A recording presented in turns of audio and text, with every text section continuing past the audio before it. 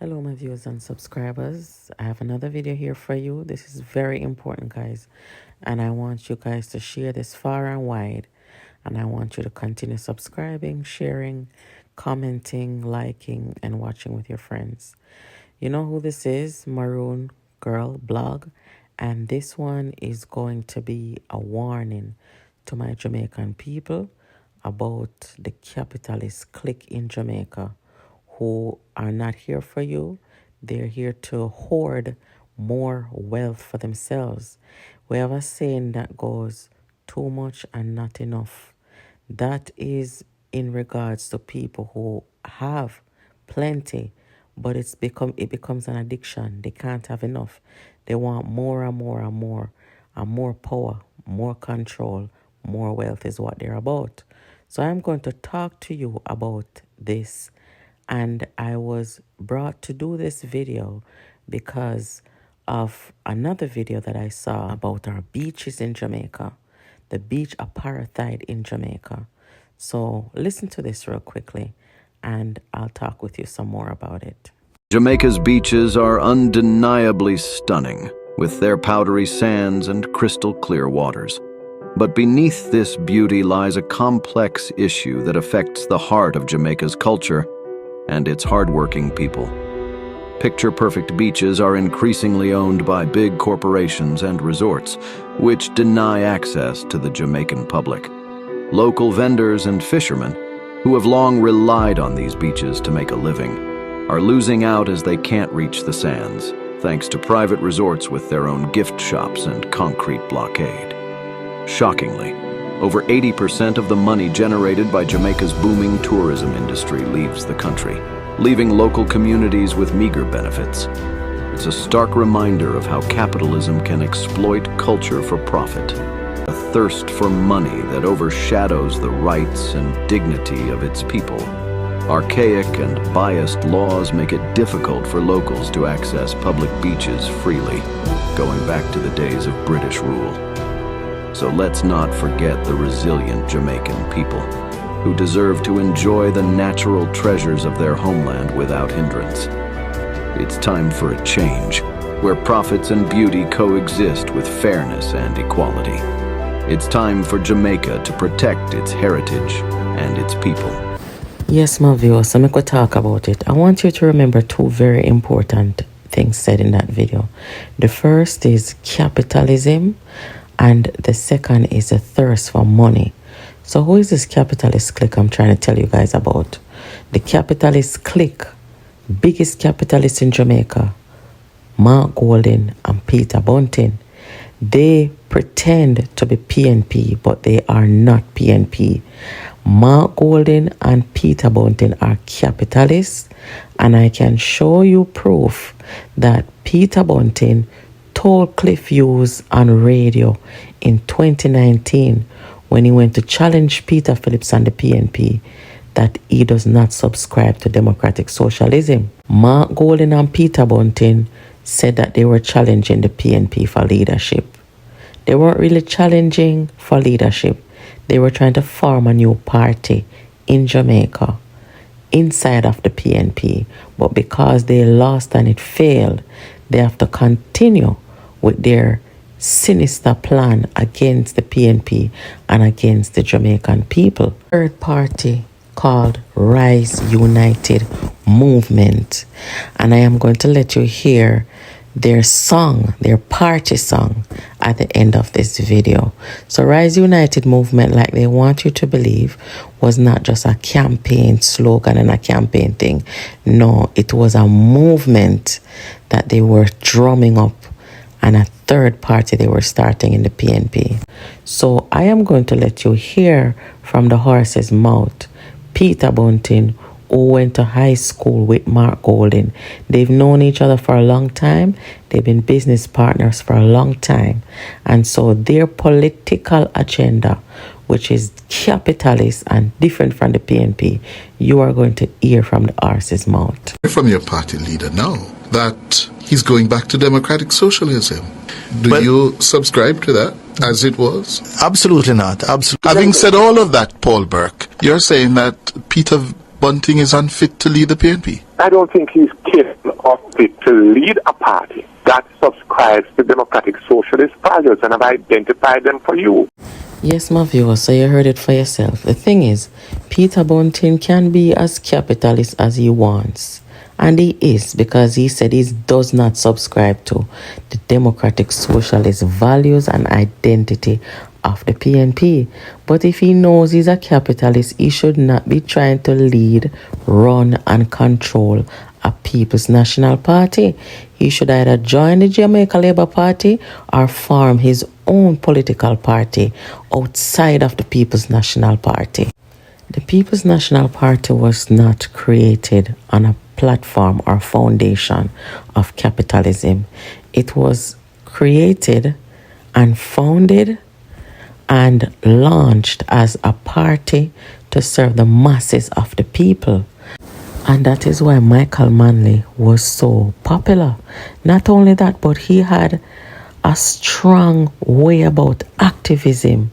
Michael Manley said that he was an activist working for the people through politics. And he was such a good activist that he could have advocated for and rally with the people in such a profound way. And he would openly say that, look, capitalism is a necessary evil. That's how he referred to capitalism. The thing about Michael Manley and the PNP is that they were not going to be that necessary evil, right? They were going to stand with, for, and by the people, right? Through democratic socialism. So Bunting is a capitalist. And in the video just now, you heard for yourselves what this beach apartheid is about, what brought it on, and we know what capitalism is about. It is about capital over people at all times. Now, I am going to show you the hypocrisy of these capitalists trying to trick the people, and you will see for yourself. This is an article that came from when they were going into the chained hotel resort business, when they were running the bank named DB&G. Look at what this says. There's a hotel chain in Jamaica called Hedonism that came about. You had Hedonism 1, Hedonism 2, and Hedonism 3. Bunting and Golding tried to tap into the big hotel chain industry by investing in Hedonism 3, right? So if you look at this article, you can see where it says they were major financiers when they were running DB&G, which was a bank, an investment bank called The Ring, Bunting and Golding. And they took up 15 acres of beachfront property, right? But that business deal failed because a few years later, that hotel collapsed and renamed and came back. So it was a loss for them. But their aim has always been to become the next set of Butch Stewart them in Jamaica with a big hotel chain. So they were investment bankers. Next, they wanted to go up the ladder to become these big, hotel resort moguls of Jamaica. Nobody's against them doing that. They can do it all they want. But what they cannot do is to come into politics and use politics and get them sweetheart deal and come and try to climb on the back of poor people to get there, right? That is not what politics in Jamaica should be about. People who are advocates of the people and to come and change this system and make sure that Jamaica people, the masses of the people, are getting a fair shake. That is the kind of people them that we want to come and lead the country. Bunting and Golding should not come in and use Jamaica people and use politics and tricks, manipulation to try and get control of the people and the people's resources, because what happened is they already have their friends in place, in their investment banking companies and all their friends in high places who them call the so-called tapanaris. Mark Golding said that the Jamaica people them should elect him leader so that him can bring him tapanaris for help run the country. Those are not my words, those are his words. Now, remember how Mark Golding came into politics? Mark Golding didn't come into politics because he was an advocate for the people or activists are interested in public service. Mark Golding came into politics because he was advising Omar Davis, and Omar Davis presided over the finances of Jamaica during the economic meltdown of the 90s. So Mark Golding came in, rewarded by Omar Davis. Omar Davis got seat, and Mark Golding don't do anything for those people in terms of representation. It is one of the most impoverished and violent constituencies. I used to live there in Kingston 12, Jonestown. So, Mark Golding and Peter Bunting are only here for one reason. Wanna think on the sea beach gone yet? Their aim and goal is to tap in to the beachfront properties and the hotel chains and the prime properties in Jamaica along the coastline. They were a part of Proven Wealth. Proven Wealth is now into real estate. They're building up condos in Kingston, St. Andrew, in Mandeville. They want the coastline now, right? So this is what they're about. They're part of that capitalism that the gentleman spoke about where our beaches are concerned. They're not here to salvage no beach for the people. They want what is left. So this is the hedonism 3 that they went into to invest. And they had hopes to go further if you read this article. The apple doesn't fall far from the tree. Introducing Hedonism 3 on Jamaica's sultry North Shore. The tradition of the uninhibited spirit, where anything goes and it's all super inclusive, proudly continues. Amid quaint Victorian architecture, 225 tropical rooms and suites look onto the ocean or... You never didn't know them time they say beach apartheid was a problem in Jamaica when time una buy up sand. Conta now. How much miles a beach was that? A whole heap of miles. Hey, click. The clique where Michael Manley talk about. But the clique are there. And they are spending their money like wine. And how have the clique operated and why do they operate? The clique operate, first of all, because they realize that this government would not accept a Jamaica that was controlled in the interest of a minority. What am I gonna think say them people here? Damian Crawford, Lisa and Paul. Why am I think them people here not really talk much, hear from them much, really see them much? It's because Bunting and Golding don't want the Jamaican people to hear these people, because these are the people who are going to be out there rallying for with the people.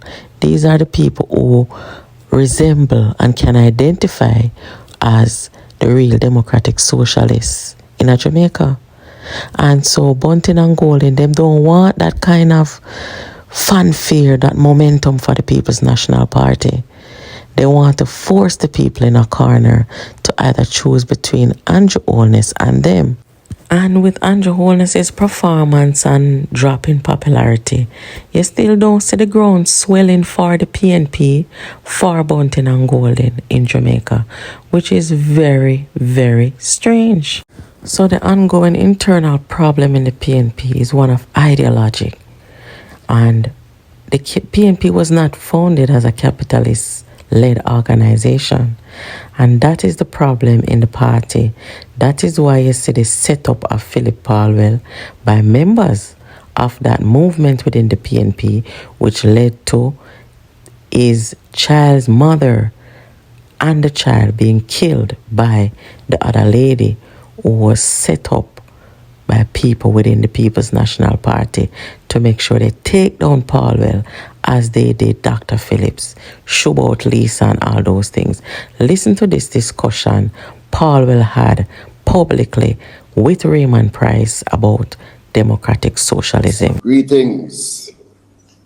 Yes, Ali, yes, always with me, even when you're in the Bahamas. Lorraine, greetings to you too. Today we want to take the discussion further but we're just going to ask Raymond to recap on some of the achievements of democratic socialism in the 70s when we were so popular. Then we're going to look at how in this age, 2021, what are the new policies of democratic socialism that we can implement. And there is an overriding issue, an overwhelming issue. Why the People's National Party, since about 1980, we have become afraid to speak of democratic socialism.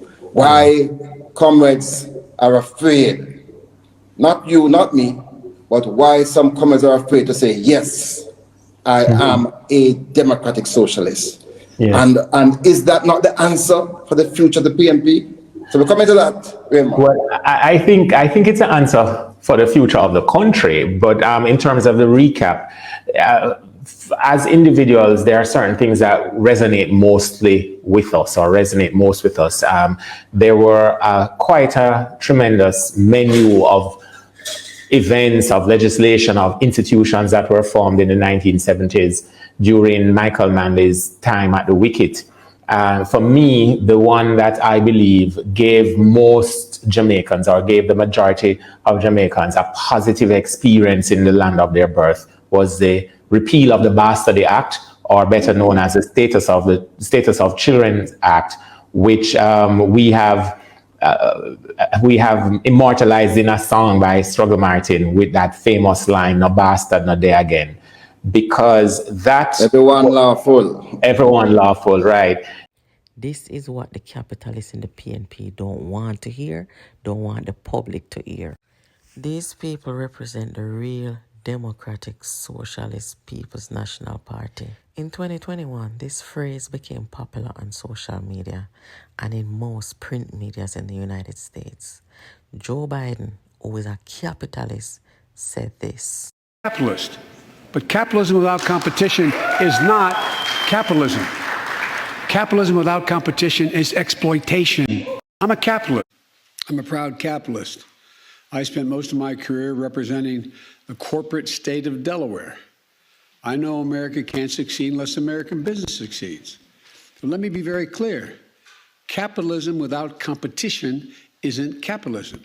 It's exploitation. Without healthy competition.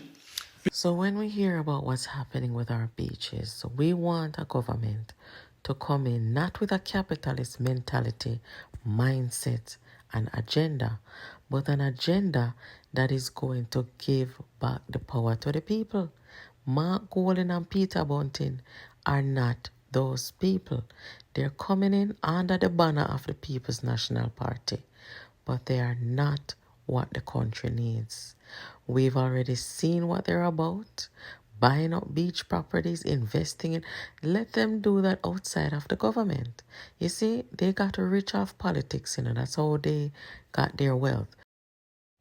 Lisa Hanna spoke about it.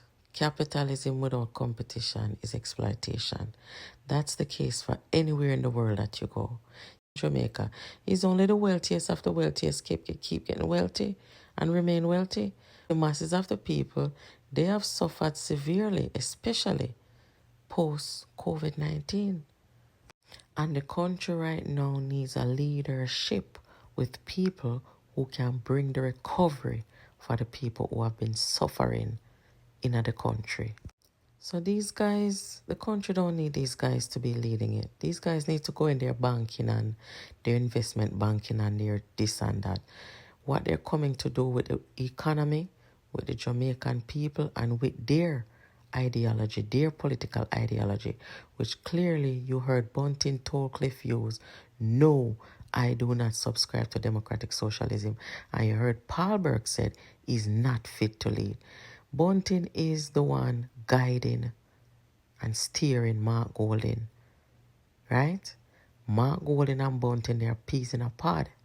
They are two capitalists. Destroy the PNP to keep Andrew Holness there one more term while they position and put themselves in the leadership of the PNP.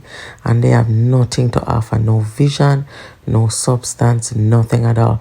And they certainly do not embody the Democratic Socialist People's National Party that the founding fathers worked so hard to try and put in place for the Jamaican people and the masses of the people.